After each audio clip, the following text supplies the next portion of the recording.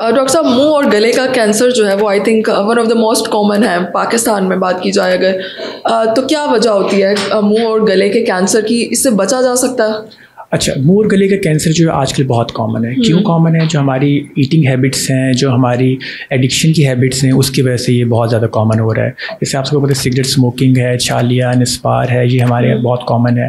ठीक है, उसके हमारी जो फूड है वो बहुत जो है उसमें अनहेल्दी है, जिससे मसाले, तेल, ये चीज़ें हम लोगों की बहुत इस्तेमाल होती हैं। ठीक है, और सबसे ज़्यादा जो हमारे जो कम्युनिटी है, हमारे इन्वायरमेंट, उसमें मसला है कि वो डिले है। ठीक है, हम लोग जो है बहुत ज़्यादा डिले करते हैं चीज़ें। हम लोग तब तक नहीं और डॉक्टर के पास जाते हैं, तब तक किसी चीज़ पे नहीं करते जब वो हमें बिल्कुल डेली एक्टिविटीज़ को हमारे इफेक्ट ना करे। ठीक है, जब तक वो बिल्कुल लास्ट स्टेज पर नहीं पहुंच जाता। एक्जैक्टली, तो nip the evil in the बड।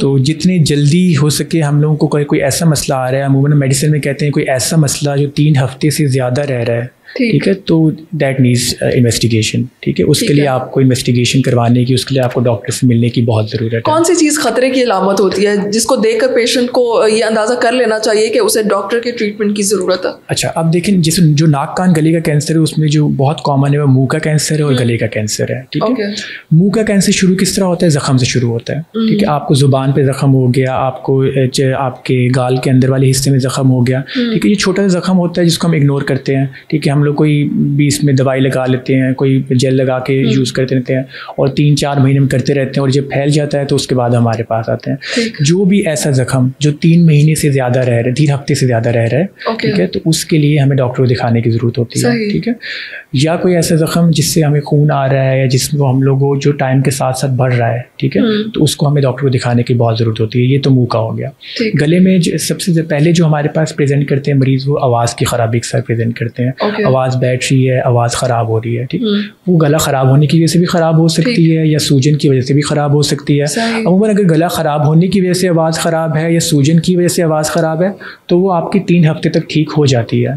अगर तो आपकी आवाज़ 3 हफ्ते से ज़्यादा ख़राब है, ठीक है, तो फिर आपका मुआयना करने की ज़रूरत है कि आपकी बोलने वाली तारें जो होती हैं और गले का नीचे वाला हिस्सा होता है, उसका मुआयना कैमरा करके मुआयना करने की बहुत ज़रूरत होती है। ठीक है, मतलब आवाज़ का ख़राब होना गले के कैंसर की एक अलामत है। सबसे पहले हमारे पास मरीज़ जो है गले के जो कैंसर के होते हैं आवाज़ ख़राब होने के साथ ही most of the time present करते हैं। ठीक, डॉक्टर साहब, कुछ लोगों में चीज़ों को या खाने को चबाने में भी मसला होता है, ये भी एक सिम्टम हो सकता है कैंसर का? अगर तो जो कैंसर हमारे पास जो मुंह की हड्डी का कैंसर है या वो वाला कैंसर जो हड्डी की तरफ जा रहा है या दांतों की तरफ जा रहा है, तो उसमें चुबाने का मसला हो सकता है। हमारे दांत जो है लूज़ हो सकते हैं, दांत गिरना शुरू हो सकते हैं, दांतों के मसले शुरू हो सकते हैं। लाजमी नहीं कि उसमें हर बीमारी में कैंसर ही हो। हाँ, कुछ कैंसर ऐसे होते हैं जब जबड़े की हड्डी की तरफ जाते हैं, ठीक है, जब हड्डी में जाएंगे या दांतों की तरफ जाएंगे तो उसमें मसला हो सकता है।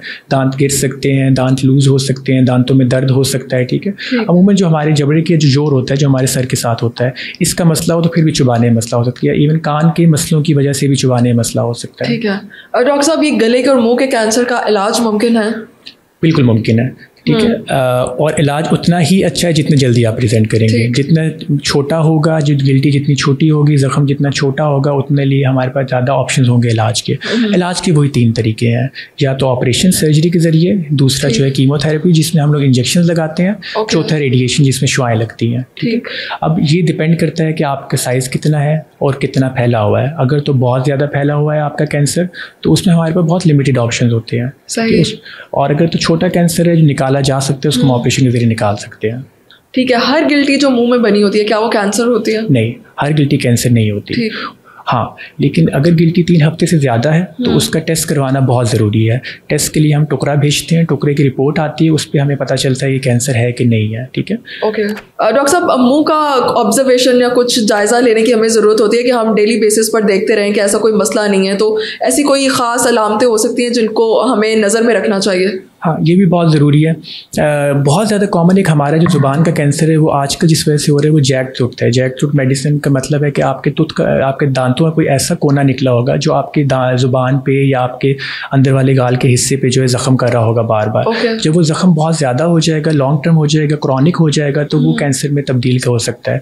तो अगर तो हमारा कोई ऐसा ज़ख्म है जो बहुत लंबे अरसे तक चल रहा है तो उसके लिए हमें दिखाने की ज़रूरत है। ठीक है, कभी कभार मुँह के अंदर वाले हिस्से में सफ़ेद रंग के धब्बे बन जाते हैं, सफ़ेद रंग का पैच जिसको हम कहते हैं वो बन जाता है कि वो बाद में कैंसर बन सकता है। तो इस तरह के कोई सफ़ेद रंग की अगर हमारे मुंह के अंदर जो है झिल्ली बन रही है या कोई हमारे मुंह के अंदर पैच बन रहा है तो उसको भी ऑब्जर्व करना, उसको डॉक्टर को दिखाना बहुत ज़रूरी होता है।